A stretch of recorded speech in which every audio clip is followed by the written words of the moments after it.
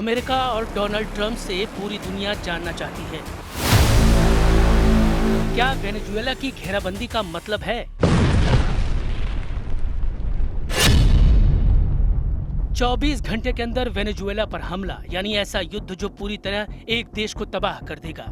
क्या वेनेजुएला के राष्ट्रपति निकोलस मादुरो का अंत गद्दाफी या फिर सद्दाम हुसैन की तरह करना चाहते हैं? अमेरिका ने क्यों वेनेजुएला को अचानक अपना दुश्मन नंबर 1 बना लिया है? 8 युद्ध खत्म करने वाले ट्रंप क्यों दुनिया के सबसे जंगखोर लीडर बनना चाहते हैं?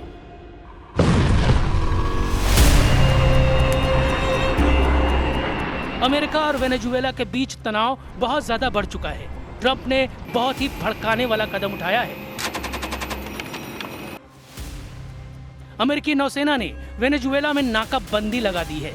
वेनेजुएला से आने और वहां से जाने वाले तेल के ऐसे टैंकरों को रोक दिया गया है जिन पर अमेरिका ने पाबंदी लगाई हुई है।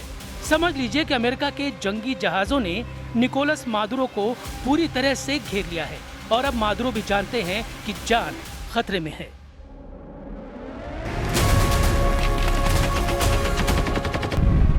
अमेरिका बार बार डोनाल्ड ट्रंप का इशारा बता रहा है। इशारा ये कि वेनेजुएला को मिट्टी में मिलाने वाला मिशन किसी भी वक्त शुरू किया जा सकता है। ये अमेरिका का super career USS Gerald Ford है जो 1 लाख टन वजन का है और अब ये सुपर कैरियर वेनेजुएला को घेर कर उसे मारने के लिए तैयार है। अमेरिका के जंगी जहाज अब पूरी तरह से वेनेजुएला को रौंदने के लिए तैयार हैं। अमेरिका का सबसे बड़ा एयरक्राफ्ट कैरियर जेराल्ड फोर्ड इलाके में तैनात है। अमेरिका ने स्टेल्थ फाइटर जेट F-35 के साथ परमाणु पनडुब्बी भी तैनात कर दी है, यानी 5000 से ज्यादा नौसैनिक और 75,000 से ज्यादा फाइटर जेट किसी भी वक्त हमले को तैयार हैं। डोनाल्ड ट्रंप ने सोशल मीडिया पर एक पोस्ट में कहा है कि वेनेजुएला अब तक के सबसे बड़े नौसैनिक बेड़े से पूरी तरह से घिर चुका है। ये घेराबंदी और बढ़ेगी और निकोलस मादुरो को ऐसा झटका लगेगा जैसा उन्होंने पहले कभी नहीं देखा होगा। ट्रंप ने कहा है कि मादुरो को अमेरिका को सारा तेल, जमीन और दूसरी संपत्ति लौटानी पड़ेगी जो वेनेजुएला ने पहले हमसे चुराई थी। Drugs coming in by sea are down 94%, and we're trying to figure out who the other 6% are.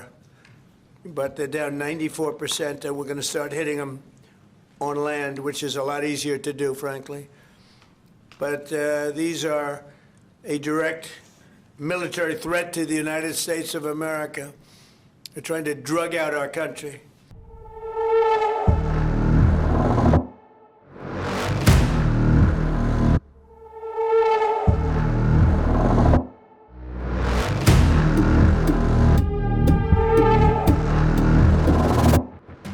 Venezuela वाले खतरनाक इरादे जाहिर करके ट्रंप ने दुनिया को डरा दिया है। उन्होंने दुनिया में ट्रिपल खौफ फैला दिया है। 80 साल की उम्र के डोनाल्ड ट्रंप दुनिया में 1 नहीं, 2 नहीं, बल्कि 3 बड़े कांड करने जा रहे हैं। ट्रंप का सिग्नल है ऐसा युद्ध जो कभी नहीं रुकेगा। La derecha nazifascista lo que quieren es colonizar a Venezuela para apoderarse de la riqueza que tenemos en petróleo, en gas, en oro, en hierro, aluminio y muchos otros minerales. Y nosotros tenemos un juramento. Trump बहुत अच्छी तरह जानते हैं कि इस वक्त Putin के लिए भी मादुरो को बचाना बहुत मुश्किल है, क्योंकि वो यूक्रेन में फंसे हुए हैं। चीन ताइवान को लेकर तनाव में है और ईरान तो इजराइल के चक्कर में बैकफुट पर है। ऐसे में कॉमरेड मादुरो को बचाने के लिए आखिर कौन आएगा? डोनाल्ड ट्रंप का एजेंडा साफ नजर आ रहा है। वो जानते हैं कि जिस तरह अमेरिका ने इराक से सद्दाम हुसैन को हटाकर फांसी दिलवाई, लीबिया में जिस तरह गद्दाफी को मारा गया, जिस तरह सीरिया से बशर अल असद को हटाया गया, ठीक वैसा ही ट्रीटमेंट वेनेजुएला के निकोलस मादुरो के साथ किया जा सकता है। सवाल है कि इसे रोकने में व्लादिमीर पुतिन, शी जिनपिंग और अली खामेनेई किस हद तक आगे जाएंगे। निकोलस मादुरो को भी इस बात का एहसास बहुत अच्छी तरह से हो चुका है कि खतरा बड़ा है।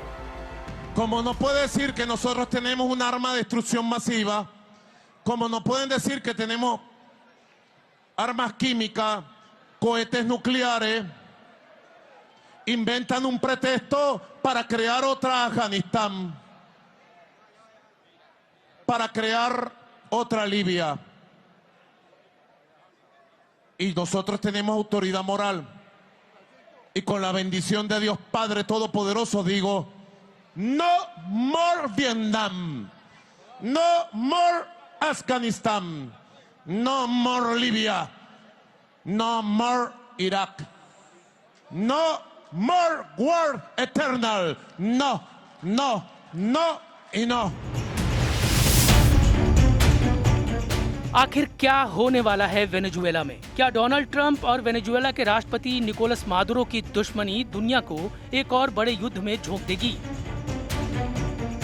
ट्रंप ने जिस तरह से कैरेबियन सागर में अपने बेड़े तैनात किए हैं, उससे साफ लग रहा है कि डोनाल्ड ट्रंप की नीयत में बहुत ज्यादा फायर पावर है। लेकिन ट्रंप की असली युद्ध वाली आग बुझाने के लिए मादुरो ने 3 बड़ी ताकतों से संपर्क कर लिया है। पहला है रूस, दूसरा है चीन और तीसरा है ईरान।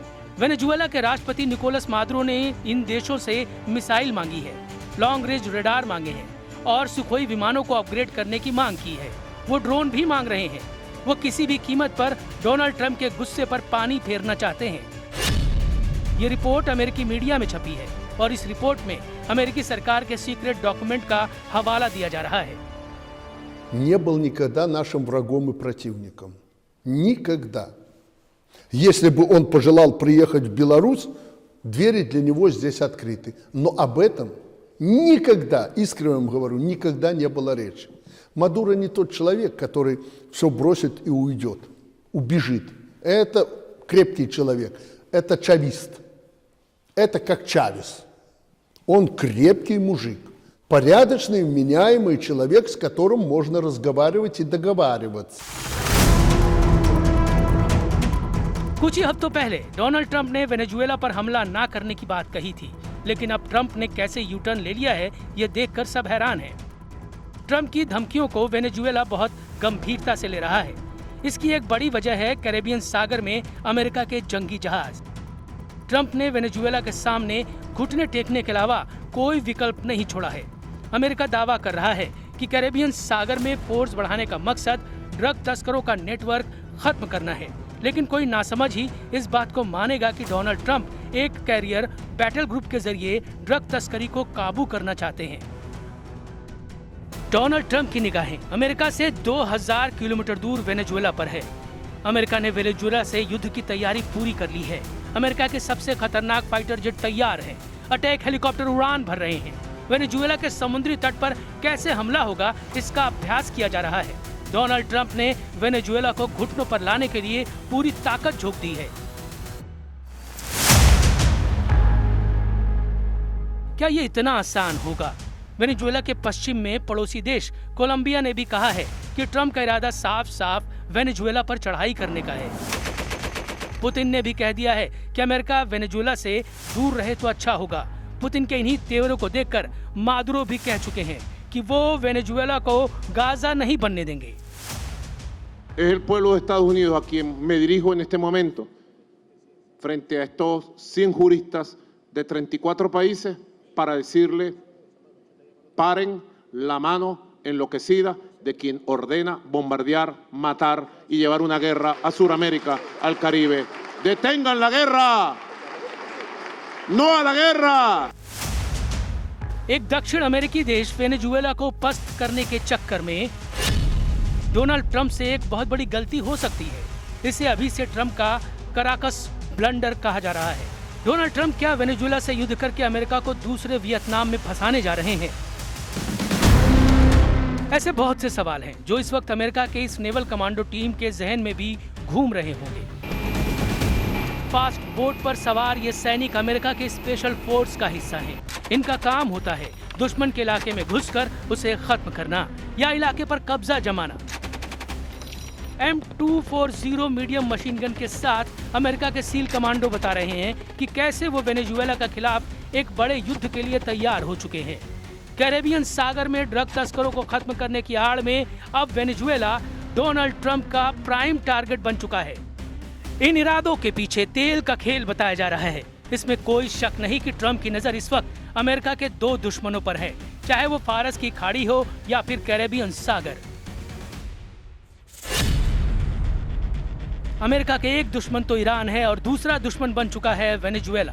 दोनों को तेल का सबसे बड़ा जखीरा माना जाता है। वेनेजुएला के पास 303 अरब बैरल तेल है, जबकि ईरान 209 अरब बैरल तेल का मालिक है। लेकिन दोनों के खिलाफ हमलावर होकर डोनाल्ड ट्रंप अमेरिका के लिए कुछ बड़ा हासिल करना चाहते हैं। लेकिन ईरान और वेनेजुएला दोनों के तेवर बता रहे हैं कि वो अमेरिका के आगे नहीं झुकेंगे, चाहे परमाणु कार्यक्रम का मुद्दा हो या फिर इजराइल और फिलिस्तीन का मुद्दा। एक तरफ ईरान ट्रंप का हर प्लान नाकाम करना चाहता है, क्योंकि ऐसे सिग्नल ईरान के सर्वोच्च नेता अली खamenei ने बार बार दिया है। वहीं अब वेनेजुएला ने भी अपने बाजू दिखाने शुरू कर दिए हैं। मादुरो के साथ अगर रूस और चीन खड़े हुए तो समझ लीजिए वेनेजुएला अमेरिका के लिए दूसरा वियतनाम बन सकता है। वेनेजुएला भी साफ साफ जाहिर कर चुका है कि उसने अमेरिका की दादागिरी की रिपोर्ट मॉस्को और बीजिंग तक पहुंचा दी है।